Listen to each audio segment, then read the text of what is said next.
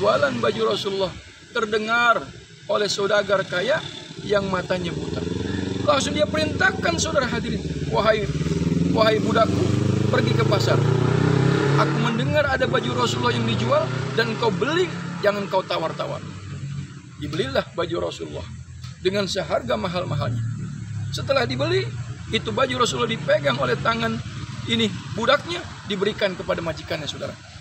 Sampai di hadapan majikan, dia katakan, ya Rabb, bertahun-tahun aku tidak dapat melihat wajah Rasulullah, tapi hari ini aku dapat memeluk, memegang bajunya. Tak kalah baju itu diciumkan, diusapkan di mana wajahnya, mata yang buta, saudara, tiba-tiba langsung dapat melihat. Subhanallah, begitu girangnya, begitu gembiranya, maka orang itu mendatangi pagi harinya ke rumah Rasul. Assalamualaikum warahmatullahi wabarakatuh. Alhamdulillahirabbil alamin. Allahumma salli ala Sayyidina Muhammad wa ala ali Sayyidina Muhammad, amma ba'du. Segenap para kaum muslimin, kaum muslimat yang rahmati Allah Subhanahu wa taala. Berjumpa kembali bersama Al-Fakir Jaka Gede. Malam ini kita membahas tentang surah Al-Baqarah. Ya Allah Ta'ala katakan dalam Al-Quran, Bismillahirrahmanirrahim, Allazina yu'minuna bil ghaibi wa yuqimuna sholah wa mimma razaqnahum yunfiqun. Yang artinya, saudara hadirin, orang yang beriman, orang yang bertakwa kepada Allah Subhanahu wa taala, dia percaya dengan alam gaib.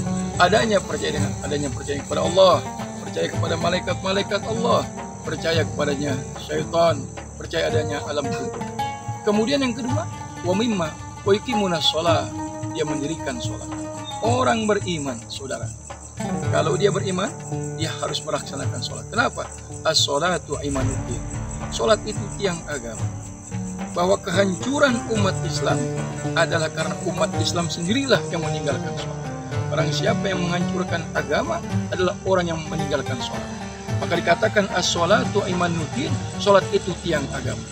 Jadi hidup ini jangan lupa kita mengerjakan sholat. Lihat saudara, bagaimana kisahnya Abdullah ibnu Maktum.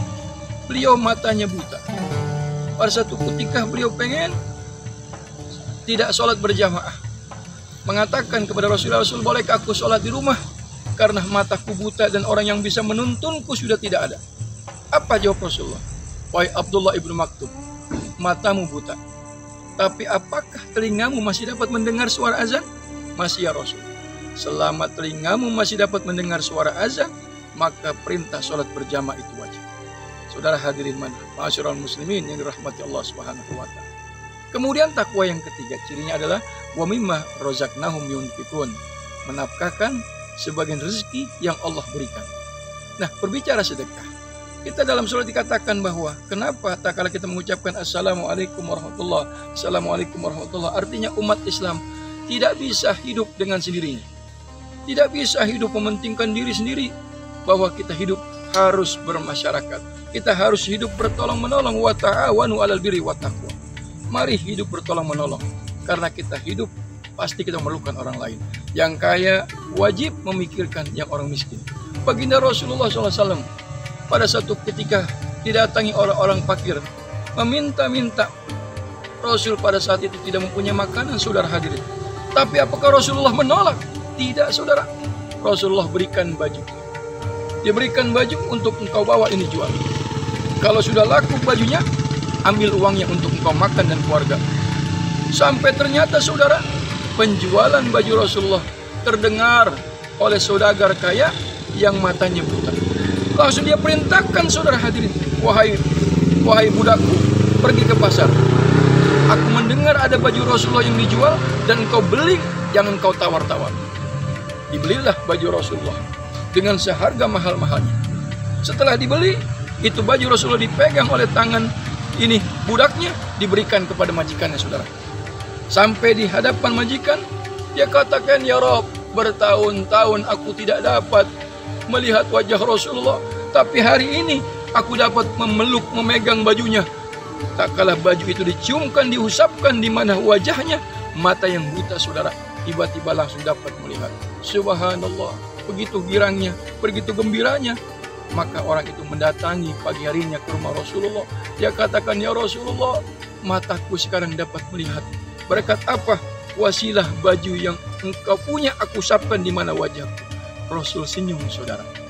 Begitu senyum, Rasul katakan subhanallah. Hikmah ini, saudara, orang yang sedekah lihat. Rasul berikan sedekah bajunya, yang orang fakir bisa makan, yang matanya buta bisa sembuh, dan baju itu kembali kepada Rasulullah. Artinya orang yang sedekah, rajin bersedekah, tidak akan hidupnya, nggak akan susah, nggak akan kurang rezekinya. Allah tambahkan terus, Allah tambahkan terus, Allah tambahkan terus. Itulah daripada orang yang mau bersedekah. Mudah-mudahan dari uraian yang singkat ini kita bisa mengambil pelajaran. Yang pertama, harus kita beriman kepada Allah Subhanahu wa taala, Rasulnya. Yang kedua, jangan kita tinggalkan sholat. Karena apa? Kedudukan manusia daripada orang beriman dengan orang-orang kafir adalah sholat. Kalau dia Islam, kerjakan sholat. Kalau dia tidak mau sholat, itu bukan umatnya baginda Nabi kita Muhammad SAW. Allahumma sholli ala Muhammad. Yang kedua, yang ketiga, memberikan sedekah sebagian daripada rezeki. Mudah-mudahan dari uraian singkat ini kita bisa mengambil pelajaran. Mari kita harus tingkatkan lagi ibadah kita kepada Allah Subhanahu wa taala. Kurang lebihnya Al-Fakir mohon maaf, dan kita akhiri dengan baca sholawat untuk Nabi kita Muhammad SAW. Sallallahu ala Muhammad, sallallahu alaihi wasallam, sallallahu ala Muhammad, sallallahu alaihi wasallam. Assalamualaikum warahmatullahi wabarakatuh.